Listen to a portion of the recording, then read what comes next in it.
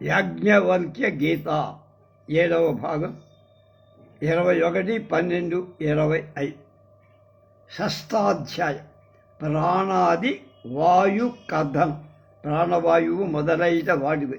శ్రీ భగవాన్ ఉవాచ యాజ్ఞవల్క్యుడు అంటున్నాడు, ప్రాణాయామమధేదానీం ప్రవక్ష్యామి విధానత సమాహితమనస్త్వంచ శృణు గార్గితపోధరే. తపస్సే ధనంగా గల గార్గి నాడీ శుద్ధి విధానాన్ని విన్న తర్వాత ఇప్పుడు క్రమ పద్ధతిగా ప్రాణాయామాన్ని గురించి చెబుతున్నా, విను జాగ్రత్త. ప్రాణాపాన సమాయోగ ప్రాణాయామ ఇతిరితి. ప్రాణాయామ ఇతి ప్రోక్తో రేచ పూరక కుంభకై.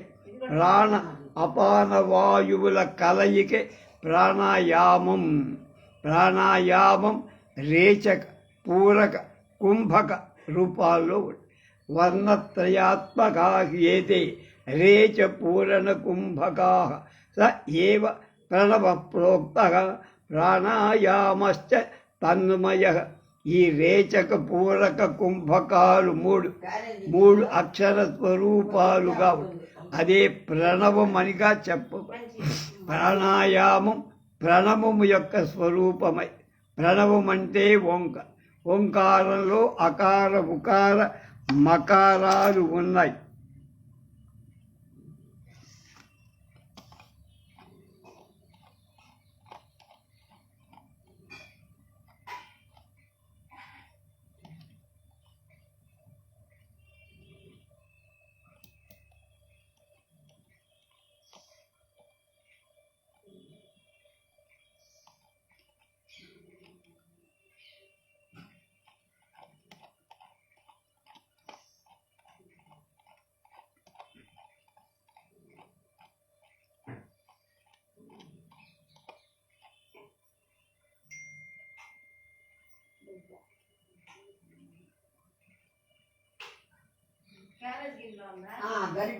అయిపోయినండి. మళ్ళీ నవమంతం నామమంత్రణ వైష్ణవైర్భాష్యతే బుధై.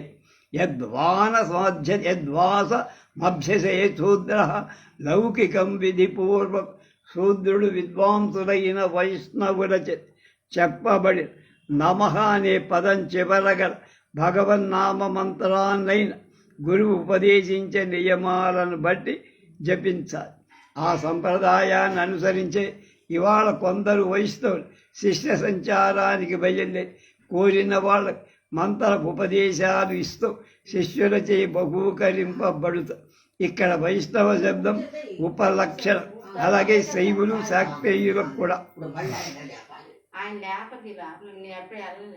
ప్రాణ సంయమనే స్త్రీ చ జపే తద్వింశతిద్వయం స్వాశ్రమస్తస్య వైశ్వస్య కేచిదిచ్చంతి వైదిక.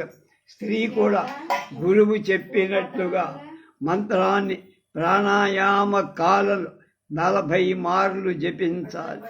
ఆశ్రమ ధర్మాలు చక్కగా నడుపుతున్న వైద్యులు వైదిక మంత్రాన్ని జపించవచ్చు అని కొందరు.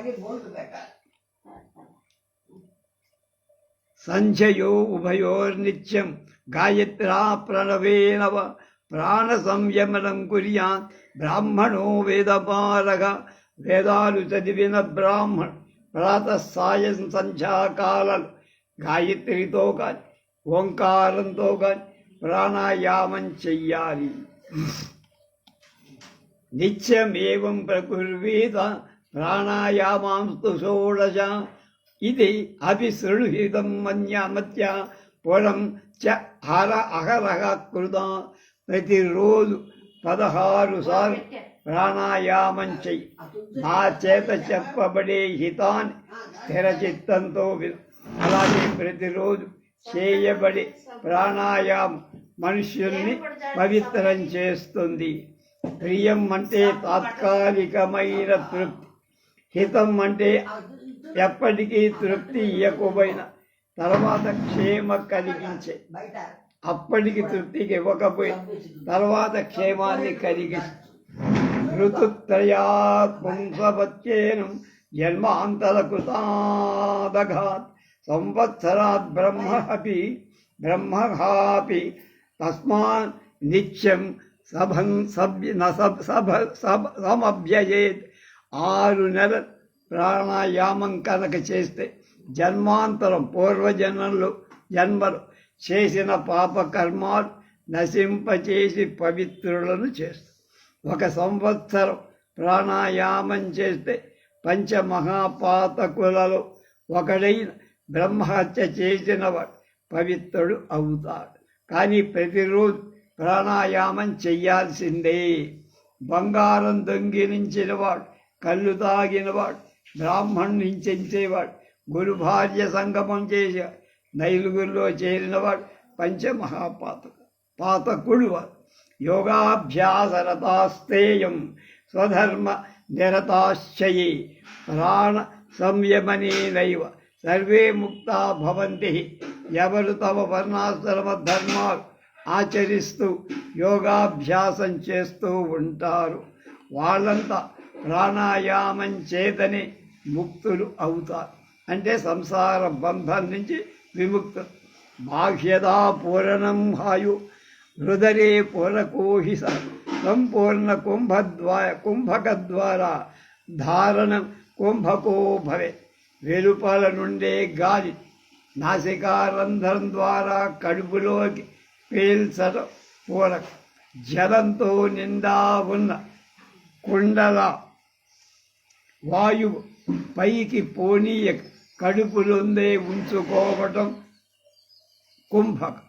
బహిర్యద్రేజనం వాయు ఉదరాద్రేజనం స్మృతం ప్రస్వేద జలకో యస్తు ప్రాణాయామేషు సో ధామ. పొట్టలో కుంభింపచేసిన గాలి వెలుపల వెడవటమే రేచి.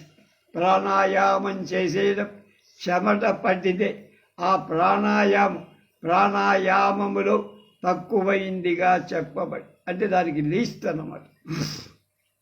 కంపనాన్ మధ్యమ ప్రోక్త ఉత్థానాచ్యోత్తమో భవే. పూర్వం ప్రకుర్వేద యావదుత్తమ సంభవ. ప్రాణాయామం చేసిన శరీరంలో వణుకు కలక వలిగితే ఆ ప్రాణాయామం మధ్య తరగతి చెంది. ప్రాణాయామం చేసేయడం శరీరం భూమి నుండి పైకి లేస్తే అది ఉత్తమ గతికి చెందిన ప్రాణాయామం. మొదట చెమట పట్టు, తర్వాత చలనం కలగడం, ఆ పైన లేచినట్లుగా ప్రాణాయామాన్ని అభ్యసన అలా చెయ్యాలి. సంభవత్యుత్తమే గార్గి ప్రాణాయామే సుఖీ భవేత్. ప్రాణో లయతి ఏనైవ దేహస్వ్యాప్త తపనోధిక. గార్గి ఉత్తమ ప్రాణాయామ స్థితి కలిగిన ప్రాణాయామం చేస్తే పైకి లేవాలి. అలా లేచినప్పుడు సాధకుడు సుఖం గలవాడవు. ప్రాణాయామం చేత దేహంలో ప్రాణవాయు లయమవ్వటం చేత దేహం సూర్యుడి కంటే అధికమైన తేజస్సు కలదు. దేహ చోత్తిష్టతే కృతాసన పరిగ్రహ నిశ్వాసో ఉచ్ఛ్వసనో యస్యః న విద్యేతే కదాచన. ఎవరికి ప్రాణాయామంలో గాలి పీల్చడం విడవటం అనేది ఉందో లేదో అతడి దేహం పద్మాసన వీరాసనాదులు ఉన్నా పైకి లేస్తుంది. అంటే కేవల కుంభక స్థితిలోనే ఉన్నా వాడి పైకి లేస్తుంది. దేహే యజ్ఞపి తౌ శాతం స్వాభావిక గుణావుభౌ నశ్యతస్తేన యత్నేన ప్రాణాయామోత్తమేన. ఆలోచించి చూడగా ఉచ్ఛ్వాస నిశ్వాసాలు 2 దేహానికి స్వాభావిక గుణాలై దేహంలో ఉండగానే ఉత్తమ ప్రాణాయామాన్ని నిరంతరం ప్రయత్నించి చేయటం చేత 2 నశిస్తాయి.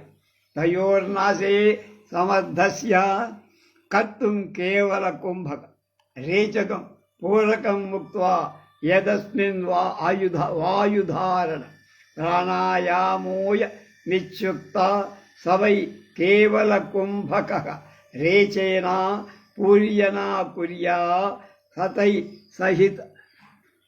సహిత కుంభ ఉచ్ఛ్వాస నిశ్వాస రెండు నశించాక కేవలం కుంభకం చెయ్యగలవ రేచక పూరకాలు రెంటిని విడిచి చేసేటువంటి వాయుధారణమే కేవల కుంభకం అనే ప్రాణాయామంగా చెప్పబడి ప్రాణవాయువు పీల్చటంతో కానీ విడవటంతో కానీ చేయబడే కుంభకం సహిత కుంభకం అంటారు. సహితం కేవలం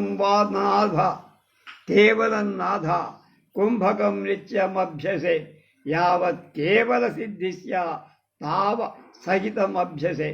సహిత కుంభకం అయిన కేవల కుంభకమైన ప్రతిరోజు నియమం తప్పక అభ్యసించు. కేవల కుంభక సిద్ధి లభించే వరకు సహిత కుంభకాన్ని అభ్యసించాలి. కేవలే కుంభకే సిద్ధే రేచ పూరణవర్జితే సతస్య దుర్లభం కించిత్ త్రిషు లోకేషు విద్యతే. ఉచ్ఛ్వాస నిశ్వాసాలులే కేవల కుంభక స్థితి సిద్ధించిస్తే అతడికి ముల్లోకంలో దుర్లభం అంటూ లేదు, చెయ్యలేందిలే. మనోజవత్వం లభతి ఫలితాది చ పశ్యత్ ముక్తే రయం బహో మార్గో మకారాభ్యోంతరాత్మక. మనస్సు ఎక్కడికి వెళ్ళాలనుకుంటే అక్కడికి వెళ్ళు. వార్ధక్యం, శరీరం మొడదరుబట్టు, పళ్ళు ఓడటం అనేవి అసలు రానే రా. నాదం చోచ్ఛ్యాదనశేషోత్పాదనశేష కుంభక ప్రాణం సంయమ. ప్రాణ సంయమన్నామ దేహే ప్రాణాదిధ. ప్రాణవాయు నిరోధ రూపమైన ఈ కుంభకం ఒక ధ్వనిని కలిగిస్తుంది. ప్రాణ సంయమనం అంటే శరీరంలో ప్రాణవాయువును కుంభింపచేస్తే. ఏష ప్రాణజయోపాయ సర్వమృత్యుపఘాత కించిత్ ప్రాణ వయోపాయం జయోపాయం తవ వక్ష్యామి తత్వతః. ఈ ప్రాణ జయ ఉపాయ సర్వ విధాలైన మృత్యువులను నశింపచేస్తుంది. మరొక ప్రాణ జయ ఉపాయాన్ని నీకు చెప్తున్నా విను.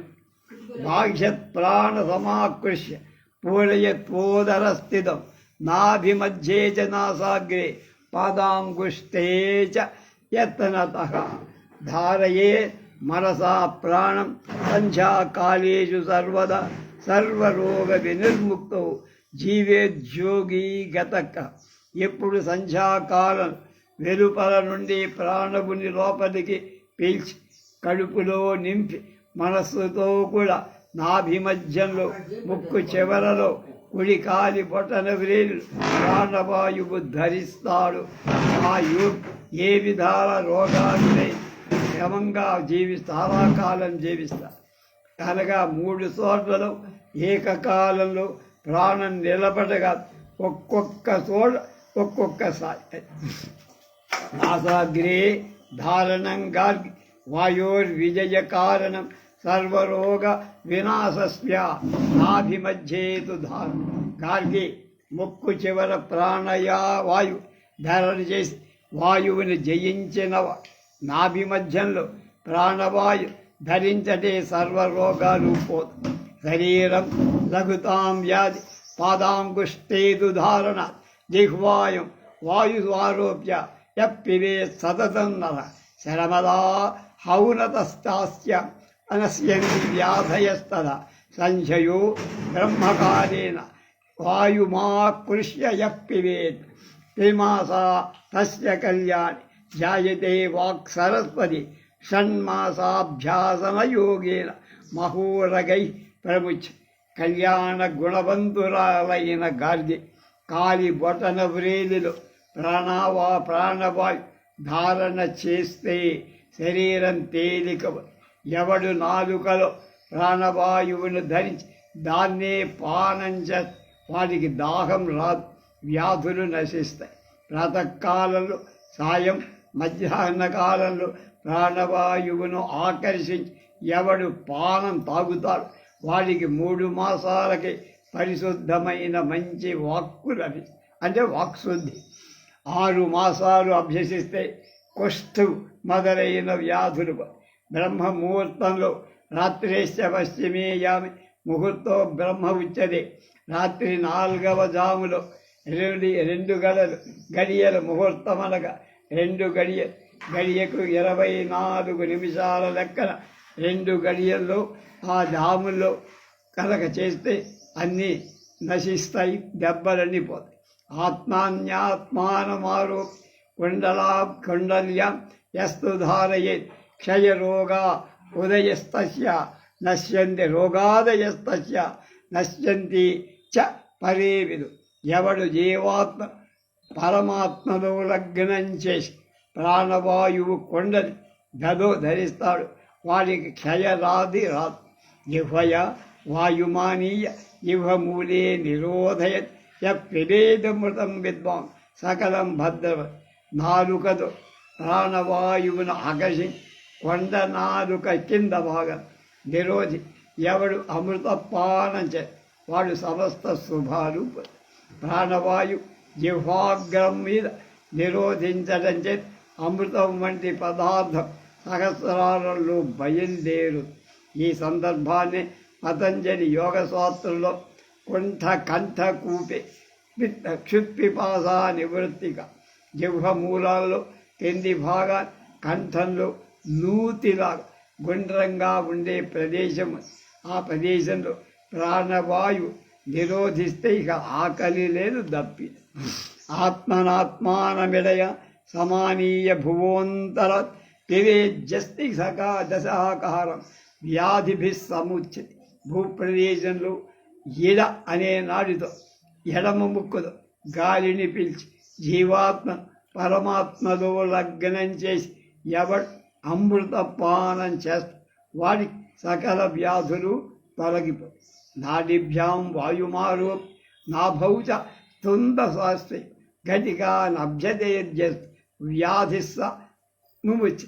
గిడ నాడి ద్వారా పింగళ నాడి ద్వారా ప్రాణవాయువు పిలిచి నాభిలో తుందం యొక్క ఒక్క భాగంలో ఒక్క గడియ కాలం అభ్యసిస్తే సర్వవ్యాధి విముక్తుడు. మాసమేకం త్రిసంధ్యాయం జిహ్వా ఆరోప్య మారుత పివేజస్త్రిహదాసాహారం ధారయే తుంద మధ్యమే. నాలుకతో ప్రాణవాయువును తీసుకొని తుంద మధ్యంలో ధరి అమృతపానం చేసి ప్రాతర్మధ్యాహ్న సాయంకాలం 1 మాసం అభ్యసించి. గుల్మాష్ట లౌష్టికాన్య త్రిదోష జనితాస్త తుంద మధ్యగత రోగా సర్వే నశ్యంతి తస్య. గుల్మాష్టి కాలేయంలో జాడ్యం లౌష్టికం వాత పిత్త శ్లేష్మాలు కలిగే తుంద మధ్యంలో సర్వ రోగాలు ఉంటే తుందమనగా దేహ మధ్యం.